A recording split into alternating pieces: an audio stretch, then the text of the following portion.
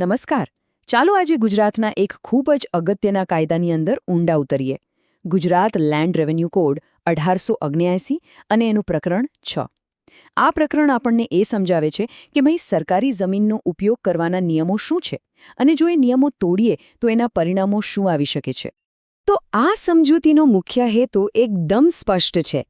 આપણે જાણવાનું છે કે સરકારી જમીન પર કાયદેસર રીતે કબજો મેળવવો હોય તો કઈ રીતે મેળવી શકાય, અને જો કોઈ ખોટો રસ્તો અપનાવે એટલે કે ગેરકાયદેસર કબજો કરે તો એને શું ભોગવવું પડી શકે છે. હવે આગળ વધીએ એ પહેલાં એક શબ્દને બરાબર સમજી લેવો ખૂબ જ જરૂરી છે, અને એ શબ્દ છે અનએલિએનેટેડ જમીન. સાવ સાદા શબ્દોમાં કહીએ તો આ એવી સરકારી જમીન છે જેની માલિકી કોઈ પ્રાઇવેટ વ્યક્તિને કાયમ માટે નથી આપવામાં આવી. આ જમીન સંપૂર્ણપણે રાજ્ય સરકારની મિલકત છે. તો પછી સીધો સવાલ એ જ થાય કે જો કોઈને આ સરકારી જમીનનો ઉપયોગ કરવો હોય તો એનો સાચો અને કાયદેસર રસ્તો કયો? આ કાયદો છે ને આપણને બે એકદમ સ્પષ્ટ રસ્તા બતાવે છે. એક છે સાચો અને કાયદેસર, અને બીજો એવો રસ્તો છે જે બહુ ગંભીર પરિણામો લાવી શકે છે. ચાલો તો સૌથી પહેલાં સાચા રસ્તાની જ વાત કરીએ. કલમ 60 હેઠળ કાયદેસર રીતે કબજો મેળવવા માટે એક ચોક્કસ પ્રોસેસ, એક પ્રક્રિયા નક્કી કરેલી છે, અને આ પ્રક્રિયાનું પાલન કરવું ફરજિયાત છે. આખી પ્રક્રિયા છે ને એકદમ સીધી અને સરળ છે. સૌથી પહેલું પગલું, જે કોઈને જમીન જોઈતી હોય એમણે મામલતદારને લેખિતમાં અરજી કરવાની. પછી અરજી મંજૂર થાય એટલે લેખિતમાં પરવાનગી લેવાની, અને એ પરવાનગી હાથમાં આવે એ પછી જ જમીનનો કબજો લેવાનો. આ ક્રમ બહુ જ મહત્વનો છે, યાદ રાખજો. તો આખા કાયદાનો જે સાર છે ને એ બસ આટલો જ છે. પહેલા પરવાનગી, પછી કબજો. બસ કલમ 60 એકદમ સાફ શબ્દોમાં કહે છે કે જો મામલતદાર પાસેથી લખેલી પરવાનગી નથી તો જમીન પર પગ પણ ના મૂકાય. આ નિયમમાં કોઈ છૂટછાટ નથી. પણ આપણે સૌ જાણીએ છીએ કે દરેક વખતે બધા લોકો નિયમોનું પાલન નથી કરતા. તો પછી સવાલ એ થાય કે જો કોઈ વ્યક્તિ આખી પ્રોસેસને સાઈડમાં મૂકીને સીધો જ સરકારી જમીન પર કબજો જમાવી દે તો શું થાય? અને અહીંથી જ વાત ગંભીર બનતી જાય છે. કલમ 61 જે છે એ ગેરકાયદેસર કબજાના પરિણામો અને એના દંડ વિશે બધી જ જોગવાઈઓ બતાવે છે. તો ચાલો હવે જોઈએ કે નિયમ તોડવાની શું કિંમત ચૂકવવી પડી શકે છે. જો ગેરકાયદેસર રીતે સરકારી જમીન પર કબજો કરવો એ ખાલી એક ભૂલ નથી, એ એક કાયદાકીય ગુનો છે, અને એના આર્થિક અને બીજા ઘણા ગંભીર પરિણામો આવી શકે છે. તો સૌથી પહેલાં તો લાગે છે આર્થિક દંડ. હવે સમજો, જો એ જમીનનું સરકારી મૂલ્યાંકન એટલે કે એસેસમેન્ટ થયેલું હોય તો આખા સર્વે નંબરનું જેટલું એસેસમેન્ટ થાય એટલો દંડ ભરવાનો.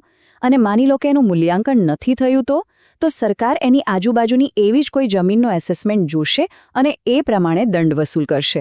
એટલે બચવાનો કોઈ રસ્તો નથી. પણ વાત અહીંયા નથી અટકતી. એની ઉપર એક વધારાનો દંડ પણ લાગે છે. જો જમીનનો ઉપયોગ ખેતી માટે કર્યો હોય તો 5 રૂપિયા, અથવા તો આખા વર્ષનું જે એસેસમેન્ટ હોય એના 10 ગણા. આ બેમાંથી જે રકમ વધારે હોય એટલો દંડ થઈ શકે છે. અને જો બિનખેતી માટે ઉપયોગ કર્યો હોય તો એના દંડના નિયમો પાછા અલગ છે. પણ વાત ખાલી પૈસાથી નથી પતતી. અસલી પરિણામો તો આનાથી પણ વધારે ગંભીર છે. કલેક્ટર સાહેબ તરત જ તાત્કાલિક ધોરણે જમીન ખાલી કરાવી શકે છે. અને એટલું જ નહીં, જમીન પર કોઈ પાક ઉગાડ્યો હોય કે પછી કોઈ નાનું મોટું બાંધકામ કર્યું હોય ને એ બધું જ સરકાર જપ્ત કરી લે છે. અને આ જે દબાણ હટાવવાનો ખર્ચો આવે ને એ પણ પેલા ગેરકાયદેસર કબજો કરનારના માથે જ આવે. એટલે સમજી લો કે આ ખાલી દંડ ભરીને છૂટી જવાય એવી વાત બિલકુલ નથી. તો આ બધી બાબતોમાં છેલ્લો અને અંતિમ અધિકાર કોની પાસે છે? જવાબ છે કલેક્ટર.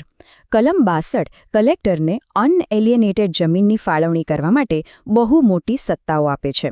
ચાલો એક નજર નાખીએ કે આ સત્તાઓ કઈ કઈ છે. અહીંયા સત્તાનું જે સમીકરણ છે ને એ એકદમ સ્પષ્ટ છે.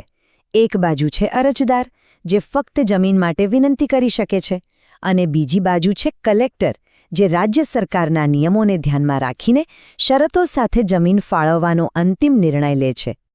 કલેક્ટરની મુખ્ય સત્તાઓમાં શું આવે? તો એ જમીનની ફાળવણી કરી શકે, એની કિંમત નક્કી કરી શકે, જો જરૂર લાગે તો જમીનની હરાજી પણ કરી શકે, અને ફાળવણીની સાથે અમુક ખાસ શરતો પણ લગાવી શકે છે. અલબત્ત આ બધું જ રાજ્ય સરકારે બનાવેલા નિયમોના દાયરામાં રહીને જ કરવાનું હોય છે. ચાલો હવે આપણે એક ખાસ પ્રકારની જમીન વિશે વાત કરીએ. આ જમીન છે એલ્યુવિયલ જમીન, એટલે કે નદીના પ્રવાહને કારણે જે નવી જમીન બને ને એ. કલમ 63 આ ખાસ જમીનની ફાળવણી માટેના ખાસ નિયમો બતાવે છે.